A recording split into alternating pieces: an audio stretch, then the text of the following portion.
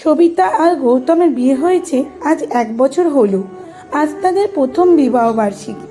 সবিতা গৌতমকে সকাল থেকে বলে রেখেছে, আজ আমরা বেরোবো, কিন্তু আজ তাদের প্রথম বিবাহ বার্ষিকী, তাই গৌতম সবিতাকে না বলতে পারল না।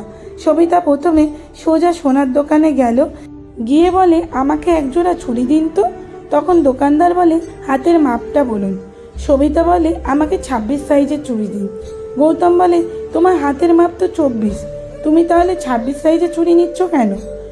হাসতে হাসতে সবিতা বলে, বড় করে নিচ্ছি যাতে একটু বেশি সোনা পাওয়া যায়, বিবাহবার্ষিকী বলে কথা।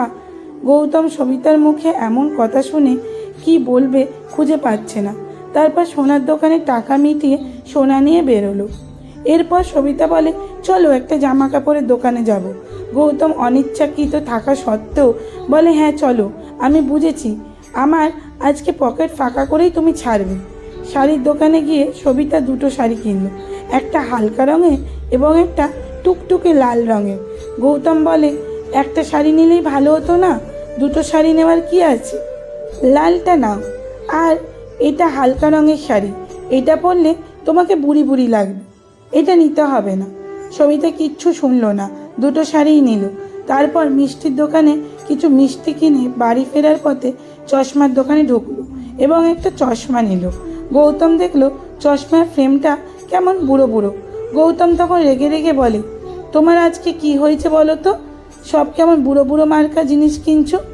সবিতা কোনো কথার উত্তর না দিয়ে বলে, চলো এবার বাড়ি যাই।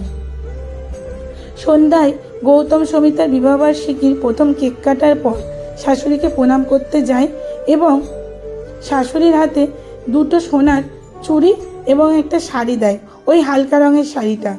জিনিসগুলো দিয়ে সবিতা বলে, মা, আমি জানি বউ তোলার সময় আমাকে যে নোয়াটা দিয়েছিলেন সেটা আপনি আপনার হাতের 2টো চুড়ি বিক্রি করে আমাকে দিয়েছিলেন। আপনি এবারে ভাববেন আমি কি করে জানলাম, আমাকে মাসিমণি বলেছে। আসলে আমি এত সোনা পরবো আর আপনি খালি হাতে থাকবেন, এটা ভালো দেখায় না মা। সবিতার শাশুড়ি তখন কান্না করতে করতে সমিতাকে বুকে জড়িয়ে ধরে আর বলে, তুমি অনেক বড় হও, আমার যত সুখ আছে সব তোমার হোক। এরপর শ্বশুরের কাছে গিয়ে শ্বশুরের চোখ থেকে চশমাটা খুলে নতুন চশমাটা পরিয়ে দিল। সমিতা বলল, আমি দেখেছি বাবা, আপনার চশমাটা পুরনো হয়ে গেছে, তাই ঝাপসাও হয়ে গেছে, আপনার দেখতে কষ্ট হয়, তাই সেম পাওয়ারের একটা চশমা নিয়ে এসেছি আপনার জন্য। তারপর সমিতা শ্বশুরমশাইকে প্রণাম করলো। শ্বশুরমশাইও সবিতাকে প্রাণ ভরে আশীর্বাদ করেন, সুখী হও। এবার সমিতা গৌতমকে একটা ঘড়ি ও টি শার্ট দিল, দিয়ে বলল, এটা তোমার জন্য, আমি নিজের টাকায় কিনেছি, আর আমি ওই লাল শাড়িটা নিলাম আমার উপহার হিসেবে।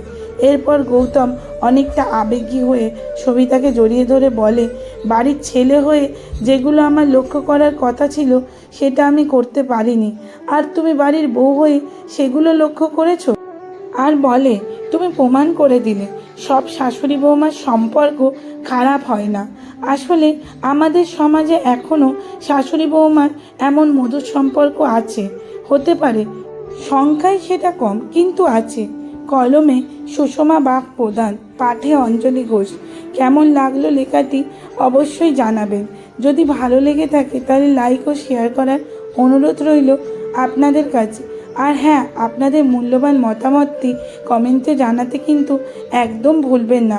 ধন্যবাদ। নিয়মিত ভিডিও পেতে পেজটি ফলো করে রাখুন।